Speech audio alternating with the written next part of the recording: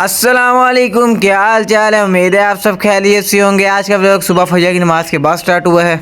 शामिल तोते की टोकरी को निकाल के बाहर ले आए। अब इनको जाके हम घास पे छोड़ते हैं। तब तक मैं आपको बताता हूँ कि हमारे सेटअप पे एक नई चीज़ का इजाफा हुआ है। वो सरप्राइज़ है आपके लिए, वो आगे जाके आपको पता चल जाएगा।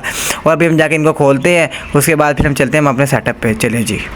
ये देखिए तोता खुद ही बाहर आ गया। आपको एक टोकरी के अंदर एक चिड़िया नजर आ रही है। ये ना किसी की छत पे आगे गिर गई थी हमसायों की, तो उन्होंने उठा के मुझे दे दी कि आप ना इसको टेम कर लें। तो हमने अब इसको टेम कर लेंगे। अब चलते हैं हम अपने सेटअप के ऊपर, आपको दिखाते हैं। ये देखिए ये है वो चिड़िया। अब हम इसको हाथ दिखाते हैं और ये देखिए काटती नहीं है। बच्चे अभी यह बच्चा नहीं, मुझे लगता है भरी है, गंजी हुई है, किसी कव्वो शोर ने इस पर हमला किया है।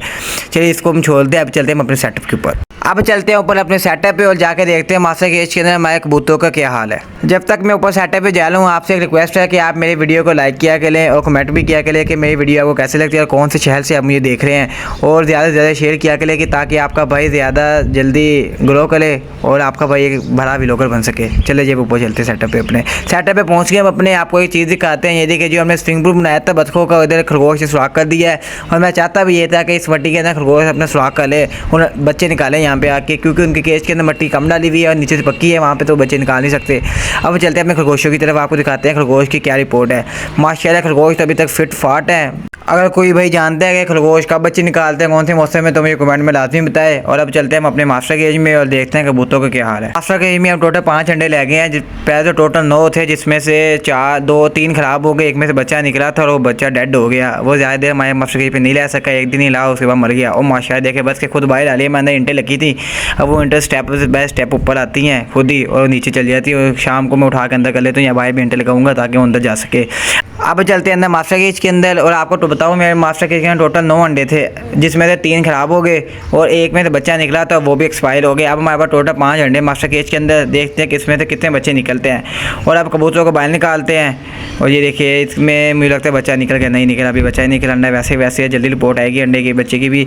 अब हम अपने कबूतरों को बाहर निकालते हैं और हवा में छोड़ते हैं, फिर हम चलते हैं नीचे। कबूतर पकड़ के बाहर ले आए हैं छत पे। एक तो उड़ गया हाथ से निकल के और बाकी 2 मेरे हाथ में। अभी इनको छोड़ते हैं और ये भी आसमान में उड़ेंगे। फिर हम चलेंगे नीचे अपने तोतों के पास और फिर वहाँ से हम चलेंगे रनिंग करने, क्योंकि आज रनिंग करनी है। एक हफ्ता हो गया रनिंग नहीं की। चले ये भी निकल गए माशाल्लाह। यार ये ना तकरीबन 25 से 30 मिनट उड़ते हैं रेगुलर। उसके बाद नीचे आकर बैठ जाते हैं। मुझे कमेंट में बताएं कि क्या करूँ मैं ऐसा कि ये काफ़ी देर आसमान में उड़ते रहे। वैसे तो बाजी वाले हैं, बुराई वाले, माशा अच्छे कबूतर है, लेकिन ना मैंने इनको उड़ाता काम हूँ, इससे काम उड़ते हैं। आप बताएं मैं क्या करूँ इनके लिए। आप चलते हैं हम नीचे, उसके बाद फिर हम चलते हैं रनिंग करने। आपको पूरा रनिंग करने का भी व्लॉग दिखाएंगे आपको।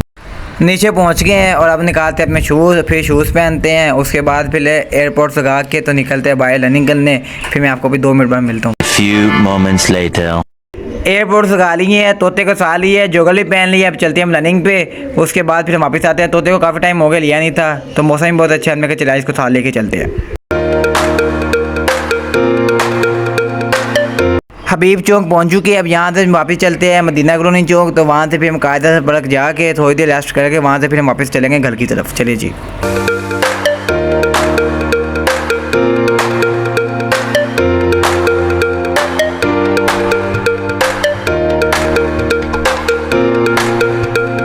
इमाम बारगाह चौक पहुँच चुकी है। अब यहाँ से हम चलते हैं कायदा आज़म पार्क की तरफ और फिर वहाँ से थोड़ा रेस्ट करके वापस जाएंगे घर की तरफ। चलिए जी अपना सफ़र का आगाज़ करते हैं दोबारा से।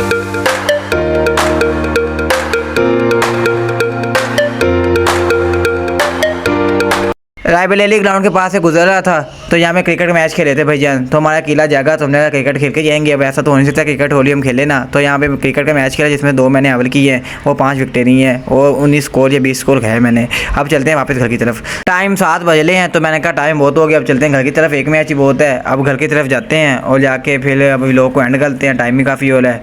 2000 years later घर पहुंच चुके हैं। ये था हमारा आज का व्लॉग। अगर अच्छा लगा हो तो लाइक ज़रूर कीजिएगा, कमेंट में बताना कि कैसा लगा आपको व्लॉग। और अपने भाई को इजाज़त, अगले व्लॉग में मुलाकात होगी, तब तक के लिए अल्लाह हाफिज़।